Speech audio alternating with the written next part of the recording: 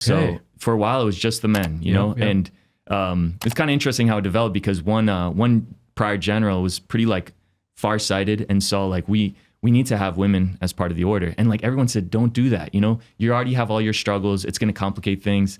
And there were a lot of women that were kind of living like single lives, you know, they weren't like totally affiliated to any convent, but they were just kind of living spiritual lives and on their own. And he said, why can't we just make them Carmelites, you know? And so he went up against a lot to do that. And it didn't seem like a great idea in certain ways. But it's funny, that was only about 50 years before Teresa of Avila came. Okay. You know? And wow, thank goodness. Yeah, you know? Yeah. So. Or else the Dominicans would rock right now. Or I don't know, whatever order she would have joined. Yeah. Wow. Okay, cool. And so she was a powerhouse, right? Yeah. Choleric. As choleric gets. Sure. Tell me about her and how the reform began. Yes. Well, you know, she's an interesting figure. You know, they're so complex and in a good way, like so rich, I guess. She's had such a rich personality, and she was someone who like everyone could talk to. Everyone loved when they met her. You know, she's had this charm about her. And so you think of her as like this great mystic, yes. But it wasn't in the way that like made people feel bad or like feel like put off or aloof, you know. She was just so human and so available to people. So it's kind of, she was an incredible person, but she, you know, she didn't always start that way. You know, she had her struggles. You know, she was, when she was a little girl, her mom died when she was like 12, and that really affected her. And she said from that point on too, she's kind of started going down a bad path, like getting involved with these cousins who weren't the best influence on her. It's very modern, actually. You see like this, you know, kind of normal progression of an adolescent girl, but she felt like this strong call in a way to God, and yet she just totally kind of rejected it in her mind, at least. And it looks like too there's good evidence that there was some romantic relationship there. For 16th century Spain too, it's you know, for someone who wasn't married, it's just it's hard to imagine what that would have looked like. But it perhaps was even a cousin or some other person who she sort of fell in love with, you know, and nothing, she said, I didn't do anything to destroy my honor, but I could have, you know? And so she knew her fragility pretty early on. And her dad got scared, you know, of this potential relationship and this kind of bad influence of the cousins. So he put her in like a boarding school in Avila, you know, not that far away, of Augustinian nuns. And she hated it at first, you know? It's like she was ripped away from this love, from her friends. All of a sudden she's with all these like, she's in a convent, you know, and like with all the strict rules of a convent. It was like a finishing school kind of thing. But she met this nun who was really cool. She was just like easy to talk to. She was very loving. She was a holy woman. She prayed a lot. And Teresa was like, whoa, like you can be like just like normal and like good person, loving, and also like a saint at the same time. And so it started something in her. Maybe I could be a nun, you know, even though like that's not where she was before, but she's like, maybe I could be a nun. And so she ended up becoming a nun in the Carmel, called the Convent of the Incarnation. She had a friend that was there. That was kind of her main motivation. And she wasn't totally on board yet, though. It was like she had enough to be a nun. She had enough of a sense of her vocation, but it was really a fight for her. And she found a lot of happiness as a nun, but early on too, because she was so charming and like so loving and just like very affectionate, people like to talk to her, they would send her to talk to the benefactors, you know, to like people who would donate money to the convent. And so she was going out like constantly and like talking to people and having these kind of like relationships, in a way, friendships, to help support the convent. But her heart was so divided by this, like, and this is like, and it's hard to understand, but like because when you read it, it doesn't seem like it's a big deal, you know, right? It's like, well, she just had these friendships. Like, what's the problem?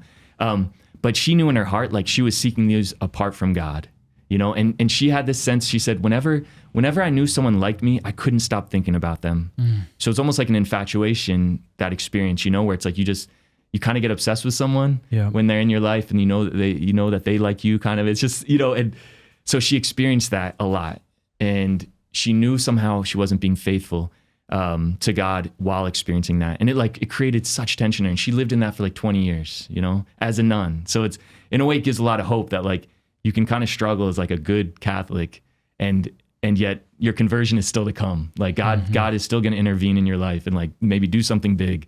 And so with these struggles, she was still praying. She started doing 2 hours of prayer every day, which seems kind of crazy. She didn't have to. It wasn't part of the rule, but she did it. And for her, it was like agony, because it was like when she was in prayer, she said all she could think of is how she was being unfaithful to God, and she kind of wanted to just be with her friends. And when she was with her friends, she was just thinking of like, I'm being unfaithful to God and I should be praying. And like, I may have missed something. Was she with the Augustinian nuns or? Oh, yes. So sorry. So she didn't want to join the Augustinians because they were too strict, she thought. Yeah. So she ended up going to the Carmelites. Okay, thank you. You may have said that and I missed it. Sorry, continue. No. So she was in the Incarnation, which is this big monastery, 180 nuns. And, they lived the Carmelite life, but they also had a lot of struggles. They had a lot of poverty. They didn't always have enough to eat. There was like a class system too. Like some of the poor nuns, they lived in dormitories. The richer nuns had their own cells and sometimes dogs and things. Maids, was it? Did I read that? Or maybe I'm making that up. No, that's true. Yeah. Some of the richer nuns had like servants and that's wild. It's so wild. Yeah. To have that class system within a convent. Yes. Well, in some ways, like reading about it gives me hope, because it's like, you just see how society entered the church in a way, like the worldly mentality could still, and there was a good convent, like, and there was a lot of fervor there. So it wasn't like it was like, this like, Babylon kind of, totally pagan or something. No, it was a good convent, but you can see how the worldliness works its way in. And so I think when we see that in the church now sometimes, like, it's like, all right, well, it's always sort of been this way. Yeah, we've been here before. Yeah. But that was part of her discontent with the monastery, I think, it was like, it just wasn't conducive to the contemplative life that she was starting to feel drawn to. And for her, she needed to have God do something to intervene for her to be able to like solve this tension, this conflict in her of like the world, so to speak, and God, even in the convent. And so that led to this kind of very dramatic moment in 56, where one Lent, she had this image of the wounded Christ in her cell. And she just fell in front of it and said, like, I will not get up until you change me, And he did, and she started receiving these mystical graces where it was like, what I can't do, like God just did. And he saved her. And she knew that. It was like, I couldn't do it. I tried so hard, but then he just poured his graces on her and poured this sense of love, his closeness, his presence was just always with her. And that from that, she was able to finally kind of like get over this, not that she never had tensions anymore, but it didn't have to control her, I guess, anymore, and so she was able to like move beyond some of that. Okay. And so how does she make the decision to reform the Carmelites? How does she meet John? Yeah. Well, it was never her intention, that's the kind of cool thing with St. Teresa is like, she didn't think like, I'm now going to do this. Like, I've made it, I see the truth, and now I'm going to like change this order. It was like she was getting these graces. She was living a much better life. She was helping a lot of people too. All these other nuns would come talk to her and she would teach them about prayer. And she was happy. She was like, I have my cell. I'm happy in my cell. I can pray. I have my friends. But then there was this group of people that would come together for prayer and just to hang out. And at some point, they were talking about, why can't we do what our first fathers did? Those original hermits on Mount Carmel. Why can't we do that? And it was one of these questions, just like, why not? Why not? And at first she was like, no, I can't do that. Like I don't have what it takes. But then in prayer, the Lord said, like, do everything you can to make this project work. So in spite of herself, she like planned all these things. She had to like kind of go around a lot of obedience in a way. She never was disobedient, but she had to like really kind of, work her way through these. Skirt the line. Yep. So, and it all worked out. Like she was able to found this new convent of San Jose where they lived kind of according to what she had experienced, basically. Like, I don't mean to turn the spotlight away from the Carmelites to the Franciscans, but it does remind me of Groeschel and those other men who are like, we could go back to the way things were, at least at some point within the Franciscan tradition, and live that way. Yes. Yeah. Yeah, I don't know too much of that story. So that was kind of, they were Capuchin originally, right? Yep.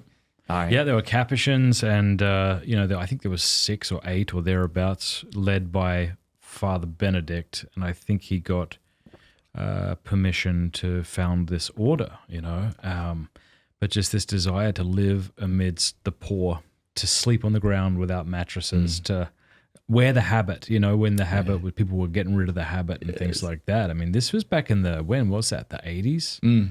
So that was kind of revolutionary within the church right then, as everyone's like, call me Jim instead of Father Jim or something. And so that's beautiful to see something similar like that. Yeah, okay. Exactly. And every age has their struggles reform, like that, with a need for reform. Yeah. And then of course what happens is, I'm sure you've got people who are left behind who are looking at the new people on the block going, you think you're better than me? yes, exactly. So I'm sure that's what happened with Teresa. Yep. And you got it. Like, that's the source of so much of that angst that was created. And like St. John of the Cross eventually going to jail, it's because, people saw her as like, what are you doing? Like, first of all, too, you're a woman, so it's like, who you think you are, like, to start this new thing. And even just like with the town just like raised against her. Like, she's like, we have all these convents and they need food and we don't have enough. And how are you going to do this and like start this new thing that we're going to all of a sudden have to feed all these other nuns? And so she had a lot against her. A lot of people were striving to make sure this thing didn't work, but she just kept being faithful. She knew God was calling her to do it. And she, and again, he was pouring his mystical graces. Like, he was confirming it constantly. Like, this is a good path. This is a good way. And the sisters there were progressing a lot in the spiritual life. And it got to a point where the general of all the Carmelites came, and he was doing visitations in Spain of like the different convents. And there was a lot of abuses, like just a lot of not great things going on in certain of like the monasteries, especially the friaries. And he makes to Avila. So he's frustrated in a lot of ways by what he sees. And he wants reform, but he doesn't quite know how to do it. And the things he did try to do, they just like, he leaves and then they just go right back, And he meets Teresa, and she was really nervous that he was going to get mad at her and say like, no more. But he was so impressed by her. And he was like, this is what I've always wanted. And like, you're the only one, like you've brought it back to what it was, And so he gave her this like, unprecedented permission. He said, go found as many convents as you have hairs on your head. Wow. So, and for her, that was like total vindication. Wow.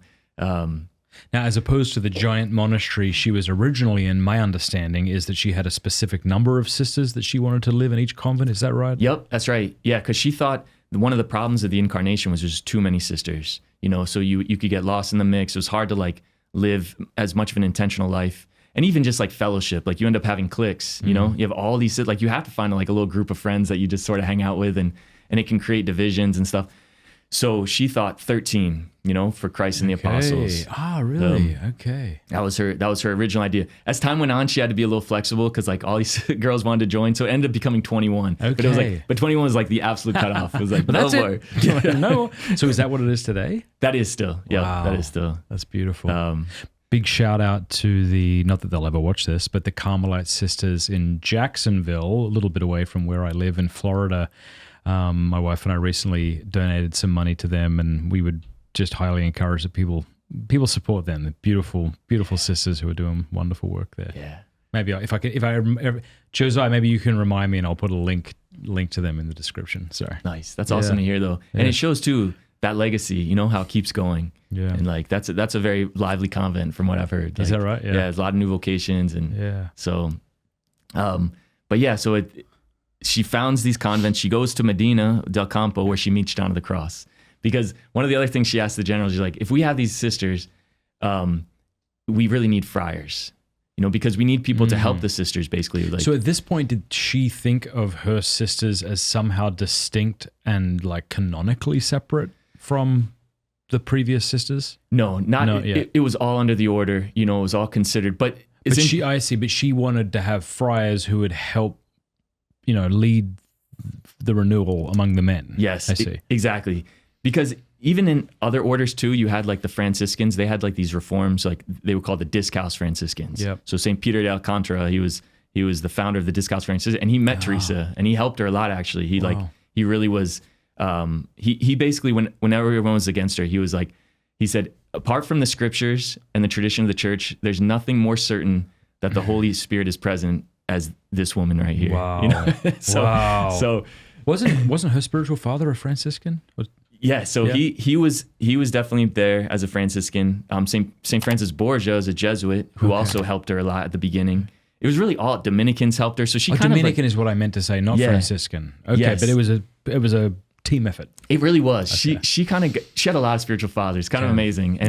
And really she was just so open to like whatever was good, and she knew she needed like she always wanted like learned opinion, you know. She wanted to have that like, yeah, just to know she was solidly grounded in the church, you know, and in the faith.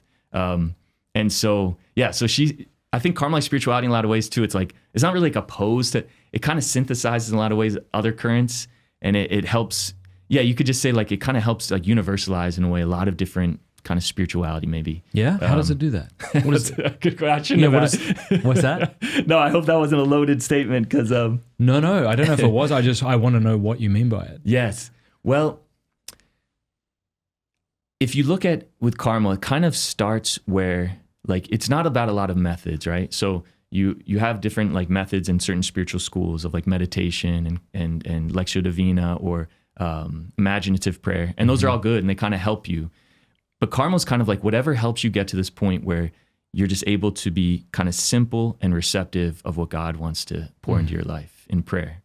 And so all of those ways of you know, the other groups kind of helped to get to that, you know? Yeah. It's so it's sort of like, you correct me if I'm wrong here, but is it sort of the idea of like, yeah, sure, that's fine. Yeah. Bring that if you need it. That's good too. Whatever. Doesn't matter. The point is surrender to the good God. And whatever brings you to that point? Exactly. Okay. Yeah, you put it much better, actually. No, I don't know, but yeah.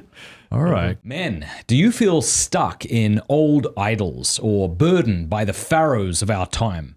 Do you know that you're capable of so much more than you're giving today? Exodus 90 is the #1 freedom app to help you become the man you were created to be.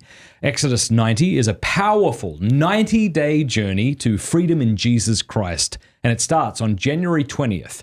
I've met so many men from all around the world who have been blessed by Exodus 90, so download the Exodus 90 app today to join tens of thousands of men from all around the world for Exodus 90, starting January 20th, leading up to Easter Sunday. We all have pharaohs and idols in our lives, things that hold us back from being who we were created to be, things that keep us from love. It's time to leave our pharaohs and idols behind to journey to uncommon freedom in Jesus Christ. Join the men of Exodus 90 and Father Boniface Hicks, Benedictine monk and renowned spiritual director, who is the spiritual guide for Exodus 90 this year. We will establish daily habits of prayer, discipline, and brotherhood as we journey to greater freedom in Jesus Christ. So, go to exodus90.com/Matt to learn more about Exodus 90. That's exodus90.com/Matt to join tens of thousands of men from all around the world for Exodus 90, starting Monday, January 20th, and leading up to Easter Sunday.